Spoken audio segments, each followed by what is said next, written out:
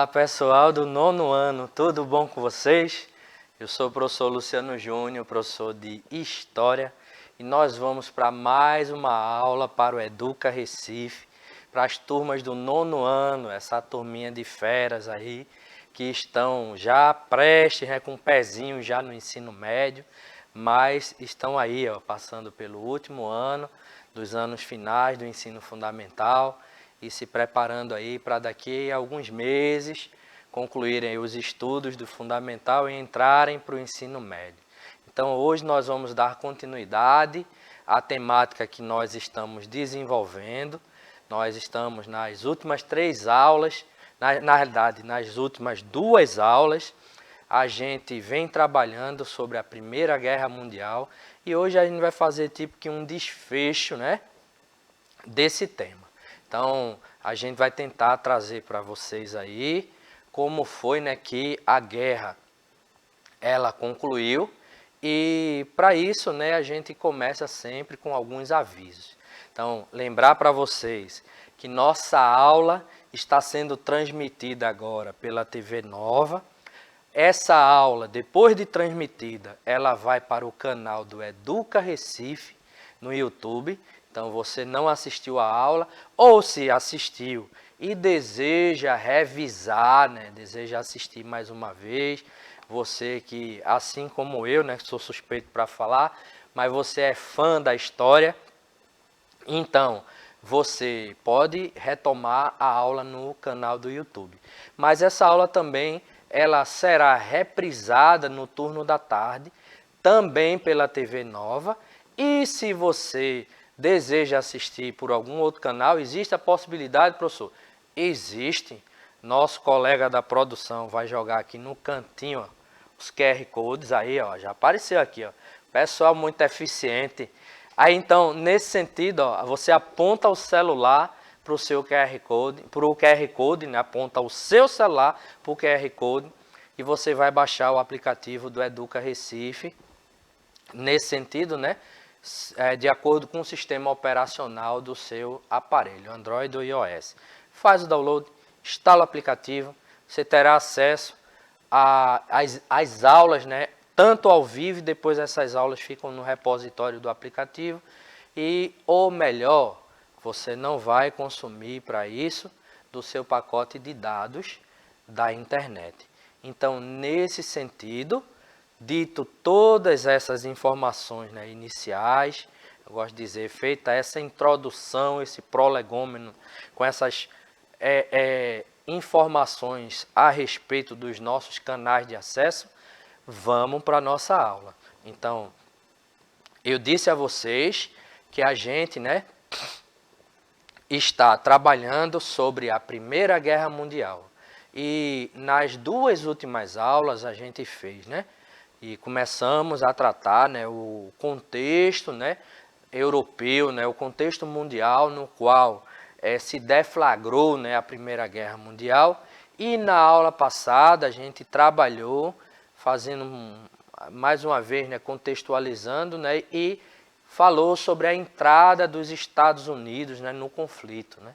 Entrada essa que vai ser decisiva, e a gente vai começar a nossa aula revisando aqui algumas informações. Vamos lá, vamos começar revisando a aula anterior.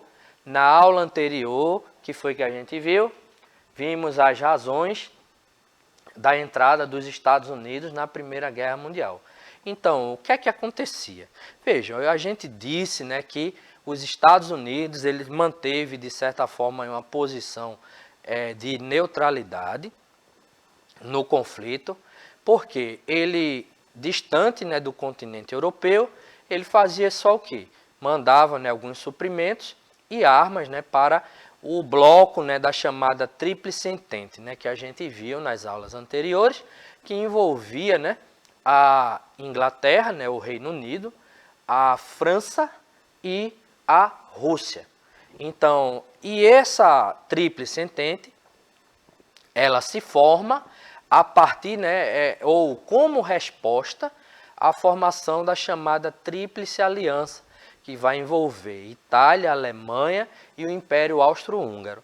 Vimos, né, que Depois dessas alianças militares formadas, a Europa passou por um período que a gente chama, né, até de paz armada.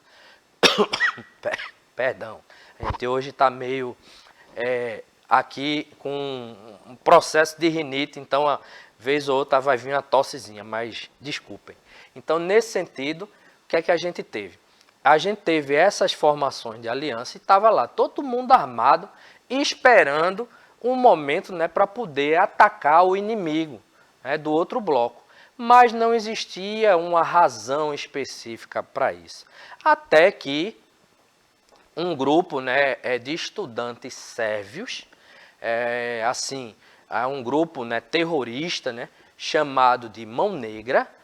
Nesse grupo existia um estudante chamado de Gavrilo Príncipe, e esse camarada ele vai assassinar o arquiduque Francisco Ferdinando e a sua esposa Sofia, que eram herdeiros do trono austro-húngaro, no momento em que eles estavam, né, em visita à Sérvia.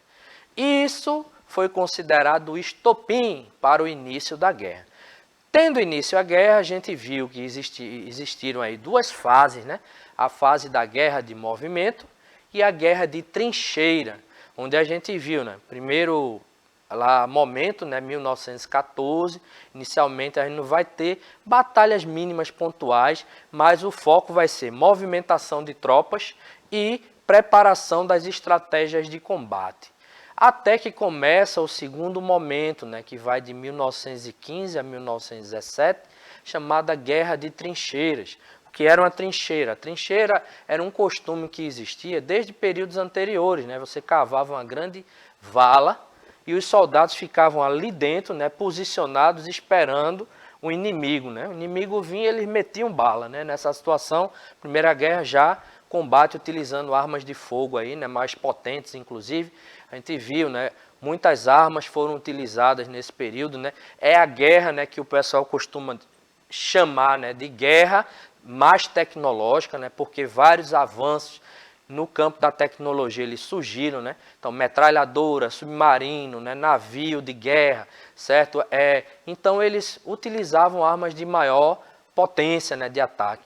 Utilizaram também armas químicas, né, usando alguns gases, né, tóxicos, né, que eram utilizados como armas de guerra. Então, mas o fato é que, quando a gente tem a guerra de trincheiras, inicialmente a Tríplice Aliança, encabeçada pela Alemanha, começa a ter grandes vitórias. E os Estados Unidos, com medo, né, ali de perder os investimentos que ele tinha feito no lado da Tríplice Entente, ele vai procurar uma forma de entrar no conflito, porque se a Tríplice Entente perdesse a guerra, ele perderia todo o capital que foi investido. Ele não teria como receber aquilo de volta. Então, nesse sentido, o interesse aí era recuperar empréstimos e dívidas contraídas pelos países da Tríplice Entente, e o argumento para eles entrarem na guerra se deu quando a Alemanha inicia um processo, né, de guerra total marítima, onde ela autoriza, né, o afundamento de qualquer navio que não pertencesse à Alemanha ou seus países aliados, fosse esse navio militar ou fosse esse navio um navio de comércio. Então, a Alemanha, né, alguns navios americanos vão ser afundados, né, por submarinos alemães, e eles encontram aí o argumento para entrar na guerra do lado da Tríplice Entente, ok? Então, aí a gente já tem a pergunta aí do nosso mascote, o Fofozinho. E após a entrada dos Estados Unidos na guerra, professor, o que aconteceu? Então, a gente viu na aula passada também, né, que a guerra começou a mudar e a Entente ela foi paulatinamente aí, né, virando o jogo.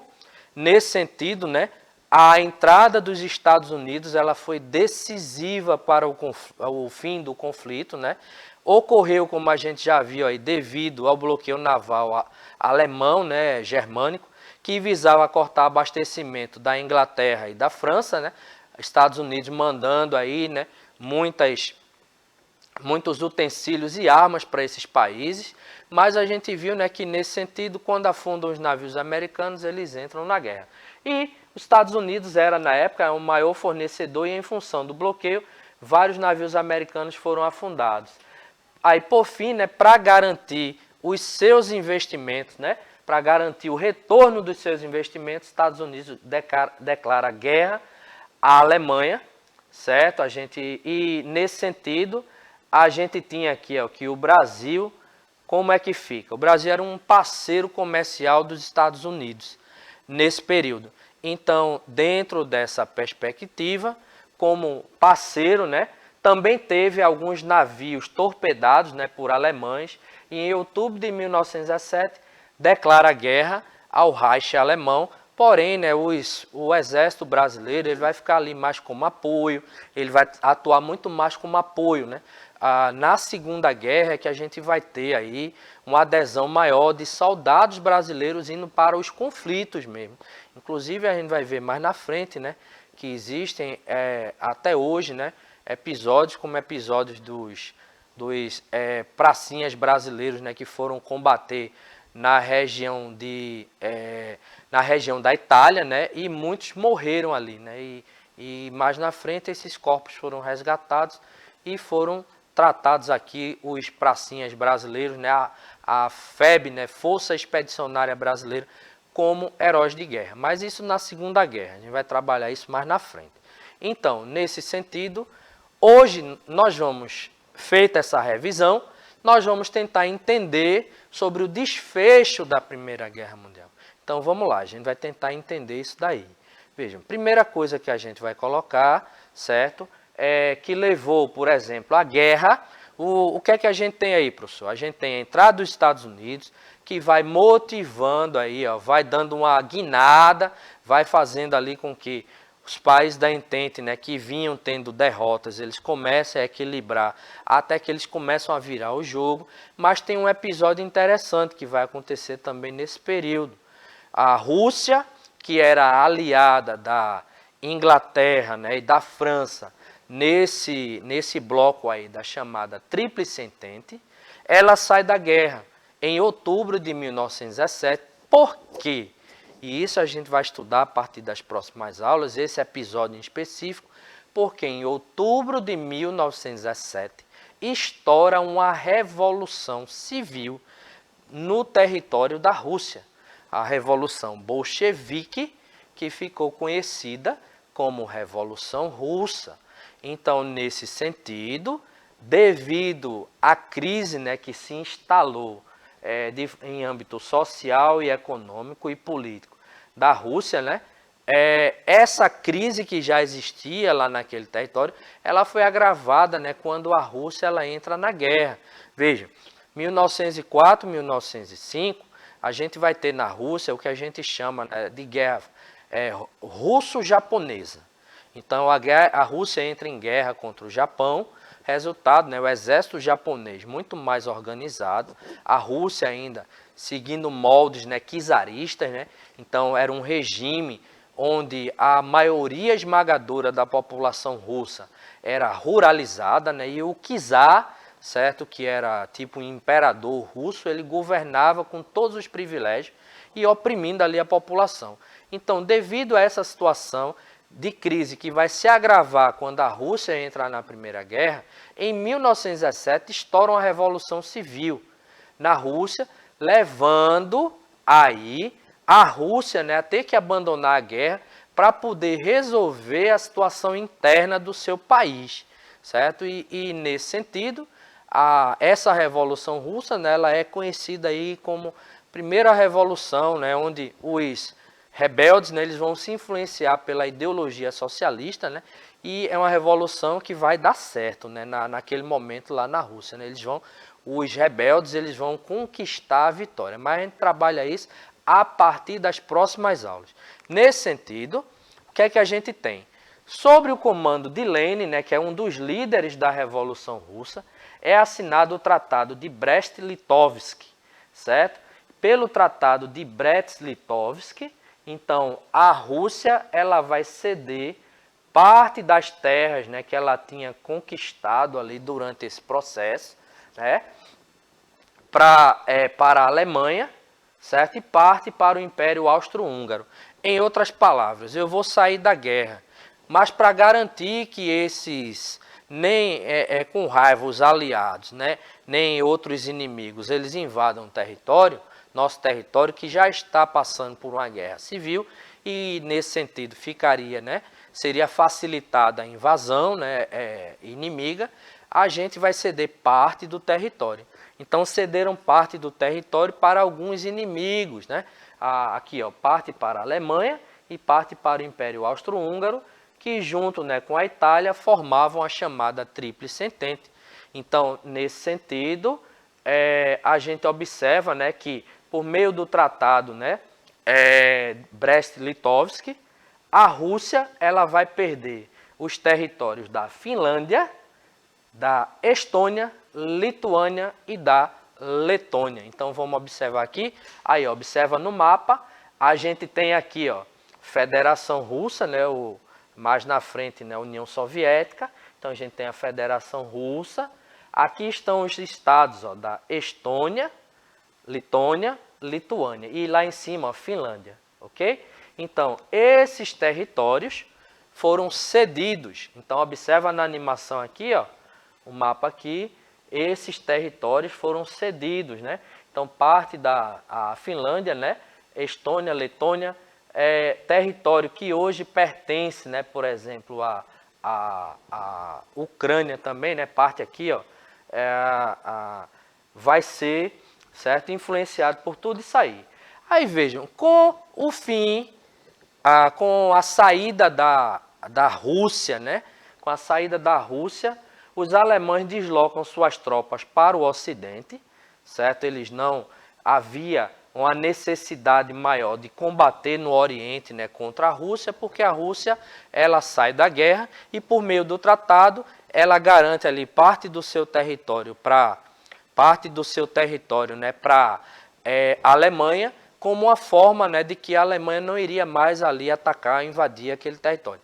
Então, nesse sentido, o que a gente observa é que a Alemanha, né, vai deslocar suas tropas para o Ocidente, porém os países da Entente, né, unificando forças, vão vencer os alemães nessa campanha alemã, né, para o Ocidente, na Segunda Batalha de Marne. E em seguida eles marcham sobre o território alemão. Então aqui a gente tem, ó, um mapa, né, que mostra, né, o território para onde a Alemanha avançou e onde a gente vai ter as contraofensivas. Então, derrotando a Alemanha aí nesse território, os aliados, né, digamos assim, não os aliados, né, mas o pessoal da Entente. Por que eu falei aliados? Porque esse grupo da Entente, mais na frente, na Segunda Guerra, vai se agrupar como os chamados aliados, né? Então, a gente vai estudar isso também. Então, eu estou aí já até dando spoiler, né? Então, nesse sentido, a gente tem o seguinte. Nesse tempo em que a Alemanha perde aí, ó, essa batalha, né? A gente vai ter, ao mesmo tempo, em outro território, né? A Bulgária, o Império Turco, né, Otomano e o Império Austro-Húngaro, eles se rendem e uma revolta popular contra a guerra, né, explode na Alemanha. Então vejam, com a saída da Rússia, a entrada dos Estados Unidos, né, na guerra, a coisa começou a mudar. Então a Alemanha, que ela muda o foco do seu ataque, mas ela encontra ali, ó, a resistência dos aliados ali da Tríplice Entente, e ela vai conquistando, vai somando ali derrotas, né, fazendo com que, somada a essa derrota, né, há uma revolta contra a guerra na Alemanha. Por que a revolta estoura? Porque quando a gente tem uma guerra, a primeira coisa que morre na guerra é a verdade, né? Então começa a campanha de desinformação, aquela coisa toda. Depois a população é que sofre, a população civil, porque aqui nesse momento a gente tinha uma guerra total, né, e era uma guerra bastante cruenta, certo? Então a guerra com vários bombardeios, né, artilharia pesada, né, e a população civil ela sofre nesse processo. Então, devido a isso, Guilherme II, né, ele renuncia ao título de governante ali na Alemanha, né, e parte para o exílio. Então, com isso, a gente tem o fim do que a gente chama, né, de Segundo Reich, né, que era o bloco ali, né, alemão, certo? E é proclamada a República de Weimar em 9 de novembro de 1918, e o que a gente vai observar é que 2 dias depois, né, em 11 de novembro de 1918, ocorre a rendição oficial da Alemanha através do armistício de Compiègne, certo?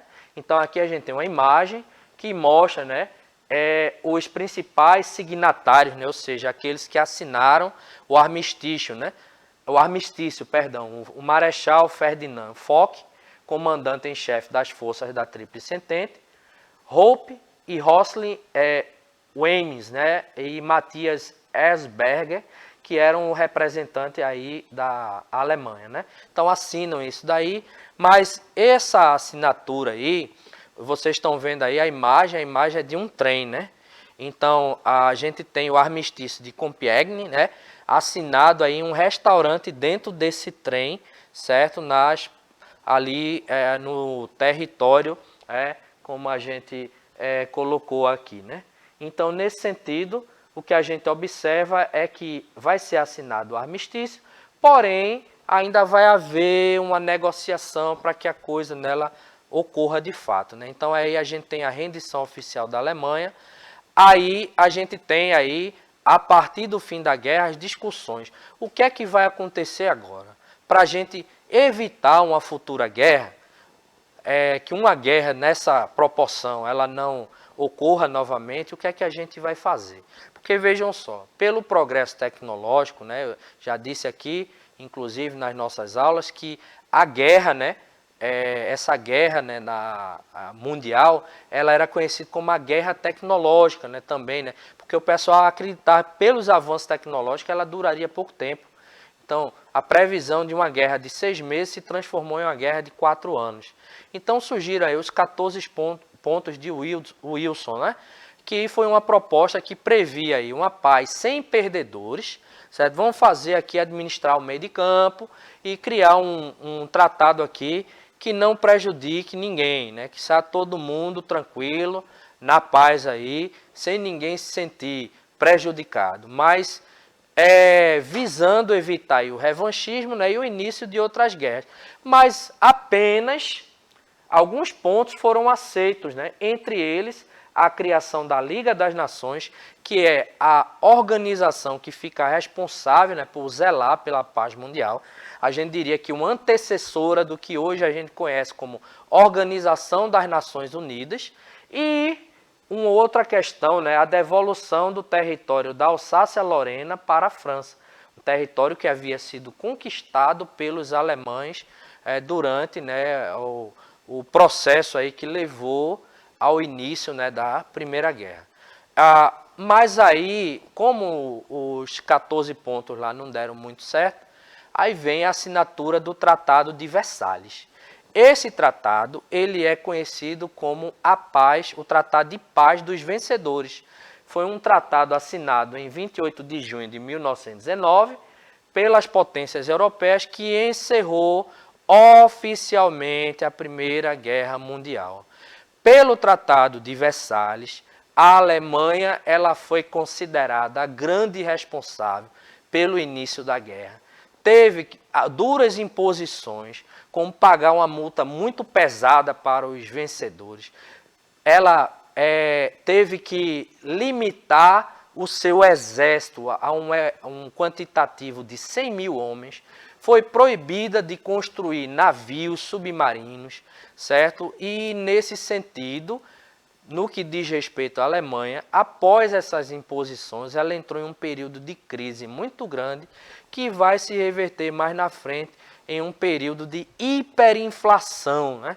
Uma inflação altíssima de mais de 500%, né, ao mês de taxa de inflação. Então, era uma inflação altíssima. Tem charges, né, mostrando, né, as pessoas chegando com um carrinho de mão cheio de dinheiro e voltando com 2 quilos de feijão. certo? Para daí você tira o que foi, né, essa imposição para a Alemanha. Então, ó, o principal ponto do tratado determinava que a Alemanha aceitasse todas as responsabilidades por causar a guerra e fizesse reparação a um certo número de nações da Tríplice Entente. Trouxe aqui alguns artigos, né, do Tratado de Versalhes, como o artigo 45, determinava que a Alemanha cederia o território do Sarre, rico em minas de carvão, por um prazo de 15 anos à França. Veja, a França vitoriosa, né, Tríplice Entente vitoriosa. França está no meio, vai tirar proveito aqui.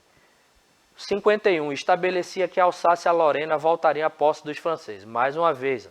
Artigo 102. Determinava que a cidade de Danzig fosse considerada cidade livre e administrada pela Liga das Nações, uma cidade alemã.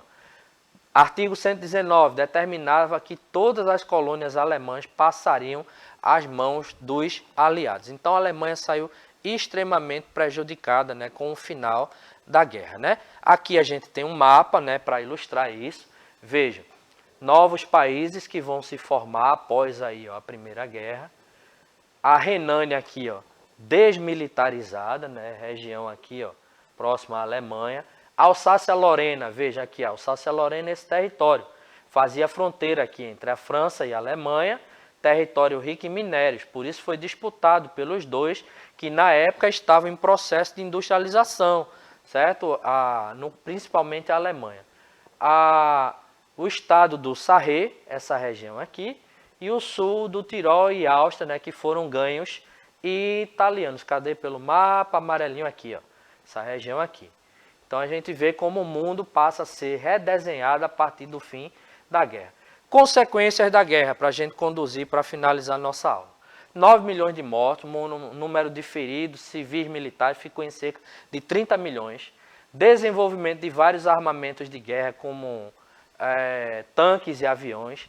Desintegração ali dos impérios, né, otomano, né, e do Império Austro-Húngaro. O Austro-Húngaro aí vai desmembrar-se, né, a gente vai ter Áustria, né, e Hungria, mais dois territórios.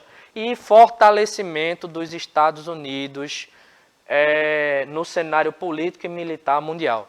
Professor, quem venceu a guerra? A Tríplice Entente. Qual foi o país que mais saiu beneficiado com o fim da Primeira Guerra? Estados Unidos da América. Por fim, para nossa reflexão, eu queria pegar e quebrar um pouco o protocolo da nossa aula para trazer algo aí para nossa reflexão, aproveitando para fazer uma homenagem para uma pessoa muito querida. Vejam, aqui eu coloquei desconhecidos que ajudaram pessoas. Nós temos aqui, ó, imagem de soldados que combateram na Primeira Guerra, certo? Esses soldados foram recentemente, alguns desses soldados foram identificados por testes de DNA e devido aos seus restos mortais que foram encontrados e identificados por teste de DNA, esses soldados que deram a vida, em teoria, né, para lutar, né, por um mundo, né, mais livre, né, e pacífico, foram identificados e puderam, né, retornar para as suas famílias, que pôde fazer um sepultamento adequado, né, para esses combatentes. Segundo aqui, enfermeiras que ajudaram, né, bastante. A pergunta, por que é que eu estou fazendo isso? Ó, desconhecidos. Porque muitas vezes a gente não percebe, né, como a história, não somente a história, né, do mundo de uma forma geral, mas a história, né, de várias pessoas, ela é impactada pela ajuda de outras pessoas que às vezes a gente não conhece. E com isso eu quero aproveitar para fazer uma homenagem para uma pessoa muito querida, o senhor Neemias Marinho Falcão. Esse camarada aqui está aqui na foto, vizinho meu, vizinho da minha família, que infelizmente nos deixou ontem. Ele, na realidade, nos deixou na segunda-feira.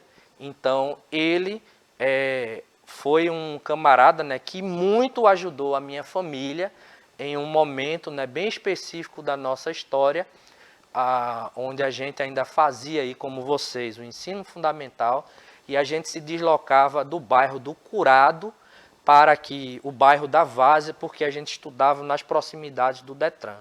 Então, muitas vezes, ele nos tratava ali como sobrinhos filhos na realidade que ele não tinha, e muitas vezes a gente dormia lá na casa dele e da sua esposa, agora viúva, né, Naí, para poder não ter que se deslocar mais do que 4 horas, né, de ônibus, à época, né, 2 horas vindo e 2 horas voltando, para poder estudar. E nesse sentido fica aí a minha homenagem, não somente a todas essas pessoas que de forma assim anônima elas ajudam, né, a construir um mundo melhor, ou pessoas que, como vocês, não conhecem, mas que são muito especiais para a gente e ajudam a construir e fazer da nossa vida uma coisa muito melhor. No mais, fica como atividade para que vocês elaborem aí, com a ajuda do professor de vocês, um mapa mental sobre a Primeira Guerra Mundial e depois vocês apresentam discutindo. Podem enviar para a gente, que se vocês enviarem, a partir das próximas aulas, a gente mostra o mapa mental de vocês, ok? No mais, gente, tchau, tchau, até a próxima aula.